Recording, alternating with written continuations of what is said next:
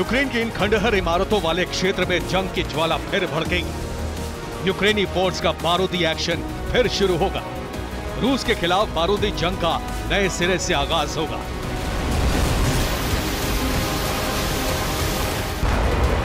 लेकिन इस बार यूक्रेनी जमीन पर आमना सामना नहीं होगा, बल्कि रूस के खिलाफ अपनाई जाने वाली रणनीति होगी सीमा पार तक प्रहार।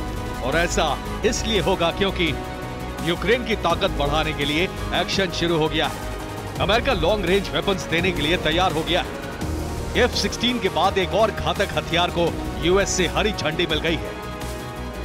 यानी सीधे सीधे व्हाइट हाउस ने रूस के खिलाफ लड़ने के लिए ज़ेलेंस्की की मुंह मांगी मुराद पूरी कर दी है। इस बार बारूदी रिचार्ज के रूप में यूक्रेन को MGM-140 अटैक एमएस यानी आर्मी टैक्टिकल मिसाइल सिस्टम मिल सकता है।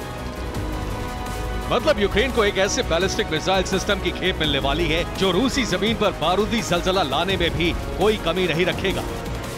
दरअसल 26 मई को एक अमेरिकी डेलीगेशन ने ज़ेलेंस्की से मुलाकात की। इस डेलीगेशन में यूएस सीनेटर लिंडसे ग्राहम भी शामिल थे।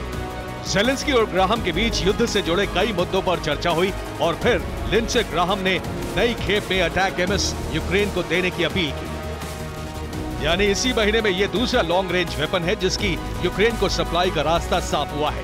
इससे पहले F-16 जैसे घातक फाइटर जेट देने पर भी व्हाइट हाउस ने हरी झंडी दे दी थी।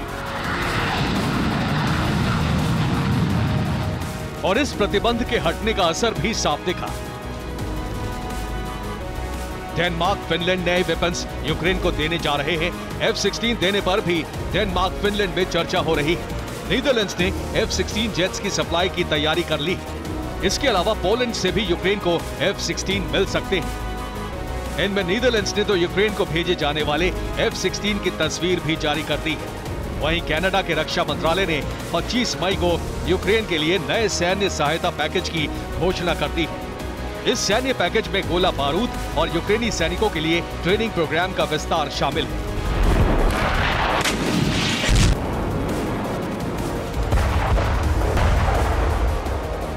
अब अनुमान लगाइए कि अगर अटैक एमएस भी यूक्रेन को मिला तो जंग का भविष्य क्या होगा। जवाब जानने से पहले अटैक एमएस के बारे में जान लीजिए। MGM-140 attack MS ballistic missile system है। इसकी फायरिंग रेंज 300 किलोमीटर तक है, जिसका वॉरहेड समेत वजन 1670 किलोग्राम है। यह सिस्टम जीपीएस गाइडेड सिस्टम के तहत काम करता है। इसका इस्तेमाल खाड़ी, अफगानिस्तान और इराक युद्ध में हो चुका है और इस वक्त ये बैलिस्टिक मिसाइल सिस्टम 6 देश इस्तेमाल कर रहे हैं। यानी ये मिसाइल सिस्टम एक जाना पहचाना प्रक्षेपास्त्र है जिसके वॉर जोन पर असर से भी दुनिया वाकिफ है। अब सवाल जंग के भविष्य का है, जिसका जवाब है अटैक एमएस की सप्लाई, यानी रूस के खिलाफ अमेरिका और नेटो का सीधे जंग में उतरना। क्योंकि रूस के विरोध के बावजूद इस लॉन्ग रेंज वेपन के यूक्रेन की जमीन पर पहुंचने का सीधा मतलब यही है और अमेरिका लगातार इसी रणनीति पर कायम है। इससे पहले अमेरिका ने लॉन्ग रेंज ड्रोन दिया, फिर गाइडेड बम दिया, पैट्रियट ADS दिया और अब F-16 सप्लाई का रास्ता साफ कर दिया। इसके अलावा क्रीमिया को लेकर भी यही रणनीति रही। पहले अमेरिका ने क्रीमिया पर हमले से इनकार किया और फिर क्रीमिया को यूक्रेन का हिस्सा बताकर हमले के लिए हरी झंडी दे दी, जो एक तरह से जंग के लिए क्रेमलिन को उकसाने वाली कार्रवाई माना गया। और अब अटैक एमएस भी इसी कार्रवाई का हिस्सा है। लेकिन अब भी रूस से जंग के लिए यूक्रेन को और ताकत की जरूरत है। हडसन इंस्टीट्यूट की माने तो यूक्रेन को 155 mm dual purpose improved conventional munitions, manoeuvre short range air defence system, MQ-9 reaper drone और MQ-1C grey eagles advanced surface to air missile system and adequate ammunition और M1150 असॉल्ट ब्रीचर व्हीकल की जरूरत है।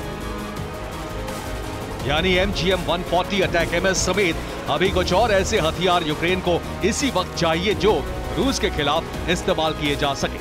लेकिन फिर भी जंग में रूस के खिलाफ कामयाबी मिलेगी या नहीं, इसके बारे में कोई नहीं कह सकता। ऐसा इसलिए क्योंकि रूस की ताकत का सही अनुमान अब भी किसी को नहीं है। Bureau report, TV9 Bharatvarsh.